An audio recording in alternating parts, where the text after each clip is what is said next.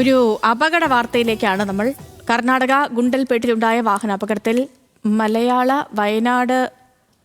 മലയാളിയായ വയനാട് പിണങ്ങോട് സ്വദേശി മുഹമ്മദ് റഫാത്തിന് ദാരുണാന്ത്യം. യുവാവ് സഞ്ചരിച്ചിരുന്ന ബൈക്ക് ലോറിക്ക് പിന്നിൽ ഇടിക്കുകയായിരുന്നു. വയനാട്ടിൽ നിന്ന് മൈസൂരുവിലേക്ക് പോകുമ്പോഴായിരുന്നു അപകടം. ആഷിഖ് റഹ്മാനോട്. Ashiq, good morning. രാവിലെ തന്നെ ഒരു സങ്കട വാർത്ത അല്ലേ?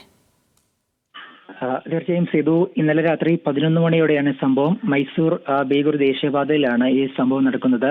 ജോലി ആവശ്യത്തിനാണ് റഫാത്ത് വീട്ടിൽ നിന്ന് ഈ മൈസൂരിലേക്ക് പോകുന്നത്. ആ സമയത്താണ് ഈ ബൈക്ക് നിയന്ത്രണം വിട്ട് ലോറിക്ക് പിറകിലിടിക്കുകയും എതിരെ വന്ന ഒരു വാഹനം ഇടിക്കുകയും ചെയ്തത്. തുടർന്ന് സംഭവ സ്ഥലത്ത് തന്നെ വെച്ച് റഫാത്ത് മരണപ്പെടുകയായിരുന്നു. 23 വയസ്സാണ് റഫാത്തിന്.